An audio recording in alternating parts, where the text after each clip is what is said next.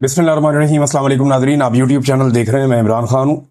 साबिक वज़ीर-ए-आज़म इमरान खान साहब की एक मुलाकात और सियासी मंजरनामा तब्दील। यानी जो लोग माफ़ियों की बातें कर रहे थे, ये कह रहे थे कि इमरान खान साहब चलो माफ़ी मांग लें, चलो अफसोस का इजहार कर लें, चलो इमरान खान साहब इतना ही कह देंगे कौम से शर्मिंदगी है या कोई माफ़ी है। कोई कहता जी अदालत में जाके मांगे, कोई कहता जी पार्लियामेंट में आके कह दें, कोई कह रहा था जी कि किसी और जगह पे कह दें, चलो कौम के सामने स्टेटमेंट दे दें। कोई कह रहा था जी अदालत के सामने कर दें, कोई कहता चलो माफ़ी ना मांगे तो ये कर दें। हर एक की अपनी अपनी ज़ुबान थी और ख्वाहिश जो है वो पाकिस्तान की मिलिट्री एस्टेब्लिशमेंट की है कि उन्होंने इमरान खान को नीचा दिखाना है, उससे माफ़ी मंगवानी है। तो इमरान खान साहब ने उल्टा आसिम मुनीर साहब को एक ऑफर करवा दी। उन्होंने कहा जी आसिम मुनीर साहब मेरे से माफ़ी मांग लें, मैं माफ़ कर दूंगा। और ये बड़ी शानदार ऑफर है। अगर आसिम मुनीर साहब को ये कहकर डराया जा रहा है सियासतदानों की जानिब से कि इमरान खान बाहर आ गया तो आपको नहीं छोड़ेगा, आपके साथ ये कर देगा वो कर देगा, अगर वो खौफजदा है और परेशान है तो इमरान खान साहब ने क्योंकि अब जुबान दी है तो वो इससे फ़ायदा उठा सकते हैं। और उन्होंने ये मसला इमरान खान साहब ने हल कर दिया कि मैं कुछ नहीं कहूँगा और मैं माफ़ कर दूंगा मुझसे अगर आसिम मुनीर साहब माफ़ी मांग लें तो। अब एक तरफ पूरा निज़ाम इमरान खान को बोल रहा है माफ़ी मांगो, और जेल में बैठा हुआ कैदी नंबर 804 कह रहा है कि माफ़ी मुझसे मांगो। इमरान खान साहब का जो ये ट्वीट है ना, ये बड़ा खौफनाक है। पहले ट्वीट में आपको पढ़ के सुनाता हूँ, आप जरा आपको आइडिया हो जाए कि मामलात की इंटेंसिटी कहाँ पे है। देखिए, बहनें मिली लंबे अरसे के बाद, अलीमा खान साहबा और बाकी लोग जाकर मिले, पार्टी के लोग भी मिले। तो जैसे ही मिले वैसे ही जो इमरान खान साहब का ट्वीट है उसकी शिद्दत आपको बताएगी कि आज इमरान खान साहब कहाँ खड़े हैं। इमरान खान साहब ने ये 2 हिस्सों में उनका ट्वीट छपा है उनके अपने ऑफिशियल ट्विटर से। वो कहते हैं कि आसिम मुनीर, पहला लफ्ज ही आसिम मुनीर है।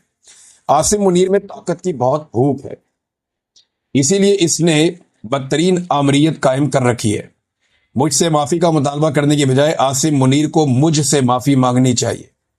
9 मई उसी ने करवाई जिसने सीसीटीवी फुटेज चुराई। इस वक्त 9 मई आसिम मुनीर की इंश्योरेंस पॉलिसी है। मुल्क में हाइब्रिड सिस्टम नहीं, आसिम मुनीर की डिक्टेटरशिप कायम है। इसीलिए ट्रंप ने शहबाज शरीफ की बजाय आसिम मुनीर को बुलाया है। फस्तायत और जबर में तमाम हुदूद पार करते हुए मेरे खानदान के गैर सियासी लोगों को मुसलसल निशाना बनाया जा रहा है। मेरे 2 भांजों शारेज और शेर शाह को भी अगवा कर दिया गया, हालांकि इनका सियासत से कोई ताल्लुक नहीं है। मेरा भांजा शारेज जो एक बेहतरीन एथलीट है, उसे भी उठा लिया गया।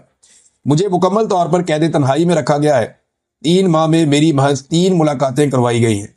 मेरे वकला और अहले खाना तक से मुलाकातें कई माह से रोक दी जाती हैं।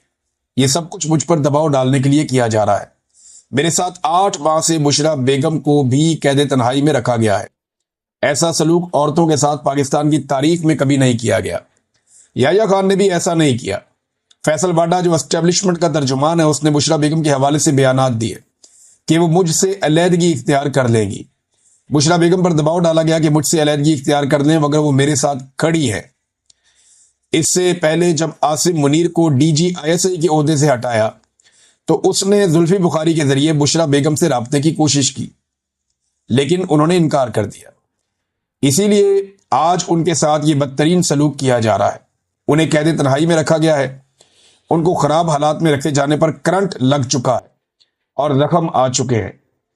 उनको इस्तेमाल के लिए गंदा पानी दिया जाता है। इन पर हर तरह का जुल्म जारी है।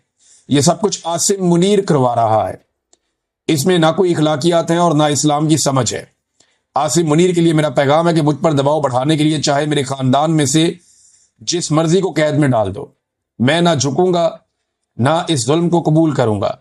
मैं अपनी हकीकी आज़ादी की जद्दोजहद हर हाल में जारी रखूंगा। आसिम मुनीर पाकिस्तान के साथ वो कर रहा है जो मोहसिन नकवी ने क्रिकेट के साथ किया है। अदलिया तबाह, मीडिया खामोश और पुलिस से ऐसे काम करवाए जा रहे हैं जिससे वो क्रिमिनलाइज हो चुकी है। ऐसा तो याह्या खान के दौर में भी नहीं हुआ। पुलिस को तहरीक इंसाफ के लोगों के खिलाफ इस्तेमाल किया जा रहा है, जिसकी वजह से मुल्क में जराइम की शरह बढ़ गई है।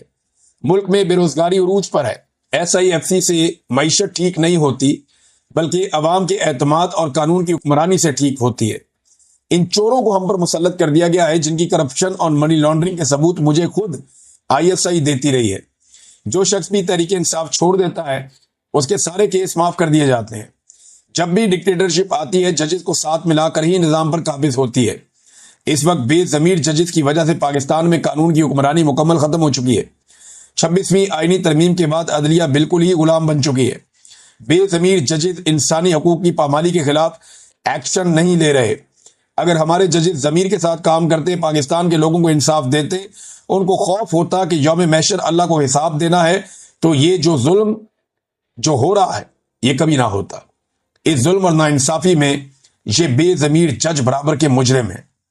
اب ٹویٹ کا دوسرا حصہ، عمران خان صاحب کہتے ہیں کہ علی امین گنڈا پور کو سپریم کورٹ جا کر مجھ سے ملاقات کی اجازت مانگنی چاہیے۔ اس سے پہلے بجٹ پر بھی مجھ سے مشاورت اور ملاقات نہیں کی گئی۔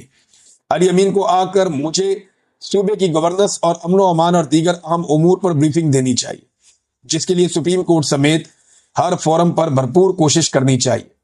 میں دوبارہ تاکید کرتا ہوں کہ خیبر پختونخوا حکومت وفاق کی جانب سے اپنے ہی شہریوں پر ہونے والے ملٹری آپریشن اور ڈرون حملوں کے خلاف بھرپور سٹینڈ لے۔ خیبر پختونخوا اور قبائلی علاقوں میں ہمارے دور میں امن آ چکا تھا اور ہمارے دور میں کوئی ڈرون حملہ نہیں ہوا۔ اب وہاں حالات جان بوجھ کر خراب کیے جا رہے ہیں تاکہ واحد عوامی مینڈیٹ والی پارٹی کو کمزور کیا جا سکے۔ خیبر پختونخوا اور قبائلی علاقوں میں آپریشن مسئلے کا حل نہیں ہے۔ وہاں کے مسائل مقامی نمائندوں سے بات چیت سے ہی حل ہونے چاہیے۔ ڈرون حملوں اور فوجی آپریشن سے دہشت گردی بڑھتی ہے۔ ان آپریشنز کو نہ ہی عوام کی حمایت حاصل ہے، نہ ہی عوامی نمائندوں کی، اور نہ ہی سیاسی جماعتوں کی، تو ایسا آپریشن کیسے کامیاب ہو سکتا ہے؟ افغان مہاجرین کے ساتھ جو سلوک کیا گیا اس پر میں شرمندہ ہوں۔ وہ ہمارے مسلمان بھائی یہاں پناہ لیے ہوئے تھے، انہیں ایسے دھکے مار کر ملک سے نکالنا اسلامی روایات اور انسانیت کے خلاف ہے۔ فیصل آباد کی عدالت کی جانب سے ایک اور جھوٹے کیس میں ہمارے 75 ممبران اور کارکنان کو دی گئی سزائیں اس ظلم کے نظام کو مزید ننگا کر رہی ہیں۔ ہم سب کو اس ظلم کے خلاف اکٹھے کھڑے ہونا ہے۔ جب ہم مل کر مقابلہ کریں گے تو فتح ہمارا مقدر بنے گی۔ میری رائے میں 9 مئی کیسز میں جھوٹے الزامات پر دی گئی سزاؤں کے ذریعے خالی کرائی گئی سیٹوں پر ضمنی انتخابات میں حصہ لینا ان جھوٹی سزاؤں کو جائز تسلیم کرنے کے مترادف ہوگا۔ اسی لیے پارٹی اس معاملے پر غور کر کے حتمی فیصلے کے لیے کل دوبارہ اپنی تجاویز میرے پاس لے آئیں۔ حماد اظہر کا حلقہ میاں اظہر کی وفات کے بعد خالی ہوا ہے۔ اس سیٹ پر ہم الیکشن لڑیں گے۔ جو ظلم اور فسطائیت اس وقت پورے ملک میں جاری ہے، اس کے خلاف پشاور میں ایک گرینڈ جرگہ کیا جائے جس کی تاریخ کا اعلان پارٹی کرے گی۔ خیبر پختونخوا اور گلگت بلتستان میں سیلاب نے شدید تباہی مچائی ہے اور سینکڑوں قیمتی جانوں کے نقصان کے ساتھ لاکھوں افراد متاثر ہوئے۔ میں نے اسی ماحولیاتی تبدیلی کے مقابلے کے لیے بلین ٹری جیسے منصوبے شروع کیے تھے۔ اس طرح کے منصوبے ہی ہمارا ماحول بچا سکتے ہیں۔